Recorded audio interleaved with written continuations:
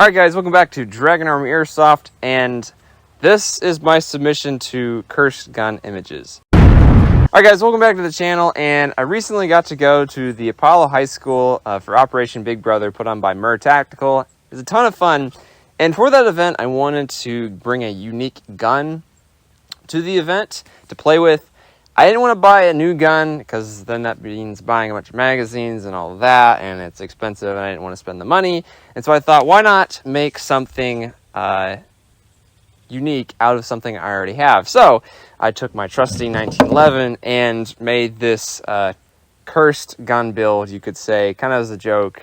Could totally go on cursed gun images pretty much. I think it's really cool. If you guys have been watching the channel for a while, you know that this is my 1911 shows up in pretty much every single video, and so I thought, you know, it'd be pretty cool to take it to the school with all these crazy attachments. So this video I'm going to be talking about what we call the Colt Carbine build.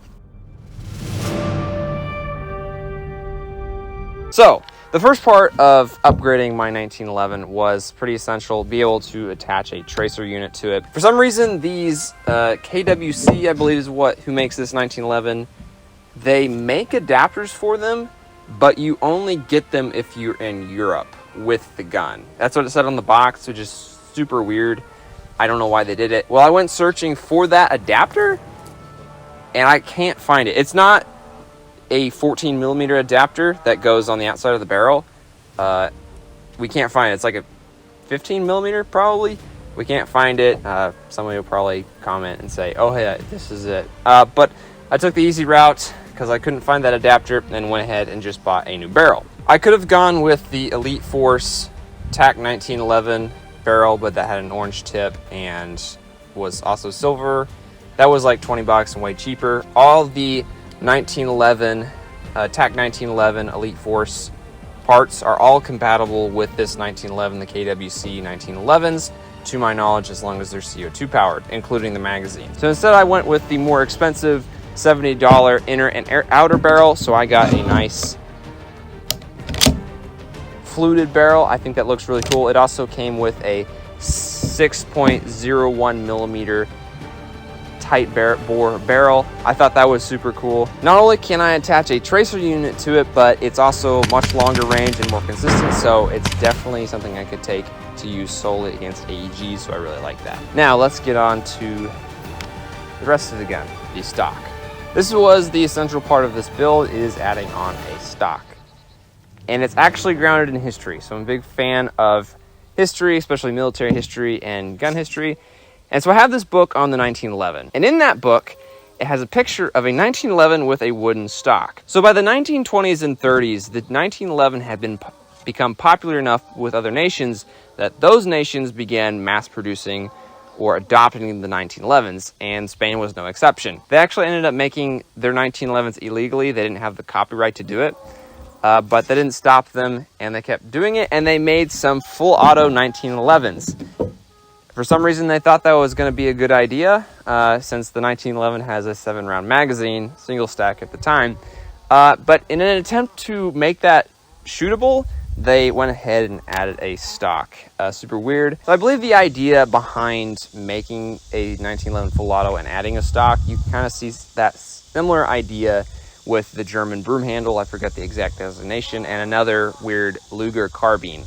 The idea was that you were going to give a weapon to rear echelon units like guys running artillery, so that if they are overrun, they can just pull out their pistol carbine and run that. I think that was the idea behind the Spanish making their 1911s full auto and having a stock, but kind of a weird concept. Now, you don't see 1911s with a lot of stocks, one, because other countries just didn't adopt it, but also the point of attachment has a spring, a return spring for the hammer. So when you pull the trigger, it forces the hammer forward, firing off your rounds.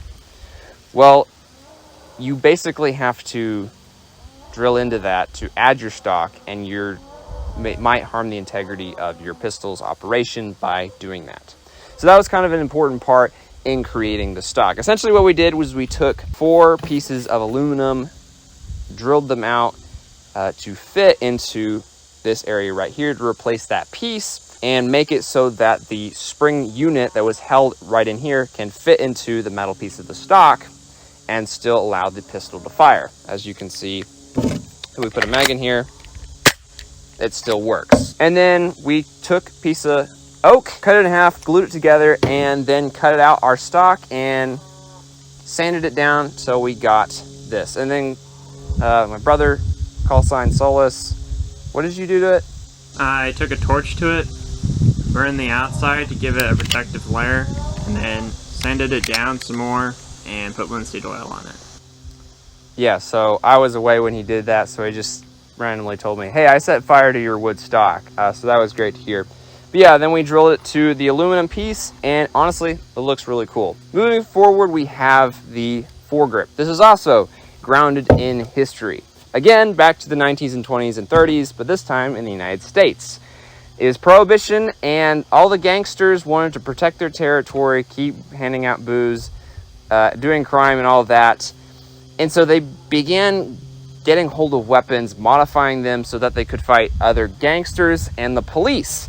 You know, you're familiar with the M1921 Thompson, the BAR, shotguns, and in this case, a 1911. Well, I read about a gangster, and saw the picture of it, who took a 1911 and made it full auto. And again, in an attempt to make it a controllable weapon, they went ahead and took the foregrip from an M1921 Thompson and drilled it to the bottom of their 1911. They even went so far as to add an M1921 Thompson compensator to the front, which I think is where the tracer unit makes it look like the M1921 compensator, so I think that is pretty cool.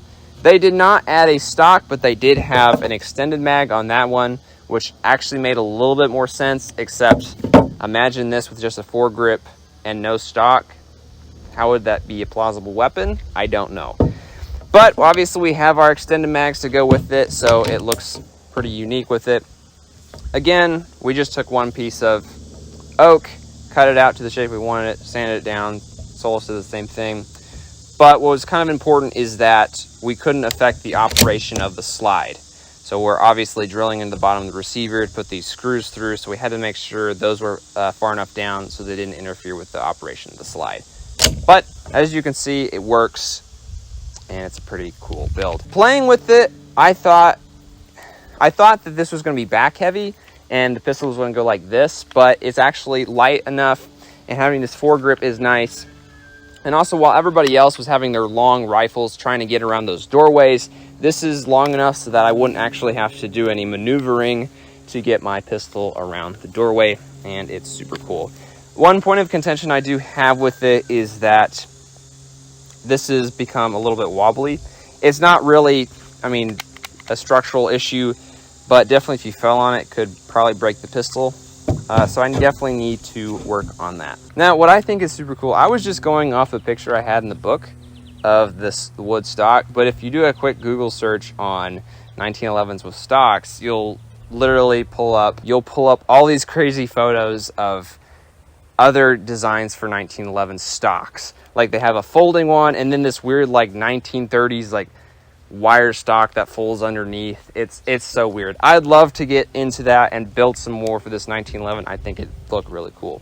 So if you guys want to see more videos with the Colt Carbine, comment down below. Obviously the gameplay with this at the abandoned school is doing pretty well right now. So if you want to go see it, check it out in the link below, or it should be appearing on your screen momentarily. I hope you guys have enjoyed this build video. We'll definitely be doing more as we do more builds. I'm Copperhead, signing out.